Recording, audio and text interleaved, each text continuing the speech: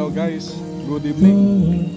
So today is Monday, March 9, 2026.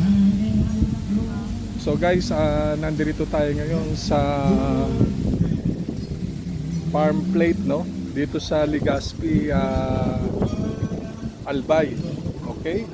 So guys, kung makikita nyo yung lugar, no? Napakaganda. At nag-flight kami kanina, mga around 5. Then dumating rin kami rito mga 6, no? Mga 6:15. So guys, ito at kung mapapansin nyo, ito yung area na kung nature lover ka, maganda to. At makakapag-relax ka rito. So mapapansin nyo yan, yung ambience dito talaga at magugustuhan mo talaga. So tomorrow guys, magkakaroon kami ng examination sa Mariners Polytechnics, no? Dito sa Legazpi. So eto yung lugar na to guys. So talagang dinadayo to at maraming mga taga Maynila o taga saang lugar na o malalayong lugar na sadyang dinadayo nila to guys. At kung makikita nyo talagang ito ay 4 hectares, no? 4 hectares. So dinevelop yung lugar. Kaya mapapansin nyo napakaganda, no? Napakaganda ng area at matutuwa kayo, no? Then guys, alam nyo minsan na kinakailangan din natin magkaroon tayo ng tinatawag na outlet. Pag sinabing outlet guys, ito yung mga bagay na kung saan na i-release mo yung mga problems, mga stress, na ito ay nagbibigay ng solusyon, no? Kaya minsan sa trabaho natin guys, sobra. Yung sasabi natin sobra talaga sa mga very stressful, no? Hindi naman yung mga trabaho ay napakadali. Dumarating sa punto na talagang very stressful. Ngayon, kinakailangan din natin na paminsan-minsan nakakapunta tayo sa mga lugar na sadyang masasabi natin na nagiging outlet natin, no? Nagiging outlet. Kaya nga eto, ini-encourage ko yung mga kababayan natin, kaibigan, kung kayo ay magagawi rito sa Legazpi, dito sa Bicol, so dayuin nyo yung tinatawag na farm plate, no? Ito yung lugar dito na kung saan napakamura, at the same time talagang gusto mong umikot, ikutin mo yung lugar, may iikot mo. Talagang ang daming puno, ang dami mong mapupuntahan. So kainan, nandito lang guys, sa likod ko yan, yung kainan na yan. So anytime may mga pizza, may mga shake, o yung mga Bicol Express na sinasabi nila, yung lutong Bicol, dyan yung matitikman. Kaya wag na kayong patumpik-tumpik pa guys. Wag na kayong mag-isip na mahaba. Kung meron lang kayong budget na tinatawag, o kaya naman sa budget, no?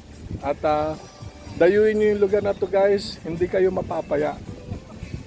Ito yung isang way na sinasabi ko sa inyo na talagang mapipil mo talaga yung nature dito, no?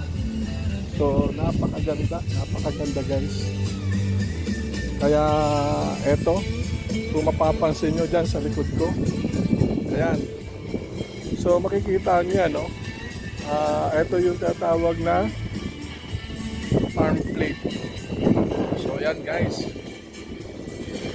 so napakaganda. Ito yung mga tiny na tinatawag nila, yung tiny room, meaning maliit siya pero talagang napakaganda sa loob.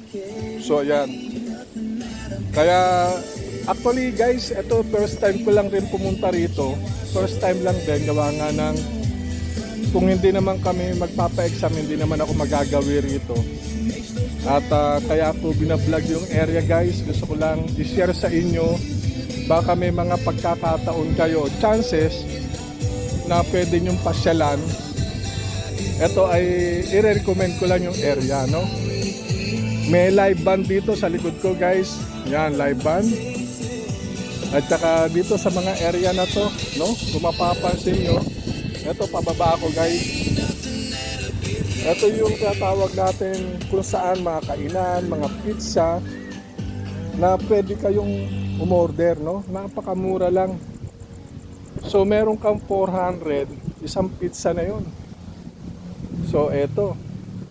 At dito guys, ito yung tatawag na karaoke. Yan, karaoke yan guys. Ngayon kung may mga grupo kayo o yung mga kasamahan ninyo na gusto nyong medyo malibang kayo o magpalipas ang oras, so eto guys, pwede nyong arkilahin to guys, oh. Ayan yung karaoke rito na kung saan mapapansin nyo talagang napakasulit ng lugar, no? Ito yung lugar guys na dinevelop kung saan na nakakapagtanggal o nakakapag-release ng problema. So paminsan-minsan guys, kinakailangan din natin na bigyan natin ng kaligayahan yung sarili natin. So bukas guys, magpapa-exam kami rito sa Mariners Polytechnic, no? Colleges Foundation dito sa Legazpi. At siguro ang pick up time namin mga around 7:30 kasi mga 20 minutes drive from here going to school. So yun yung natin guys. So ayan, napapansin nyo guys, yung area napakaganda. Talagang magugustuhan nyo. Kaya ayun lang. At anyway guys, magbibigay ako ulit ng short vlog sa inyo.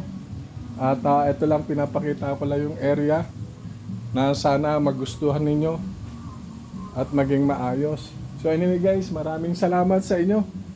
At kamusta na lang dyan si Paring Benjola, pauwi ka na pre. Ingat lagi.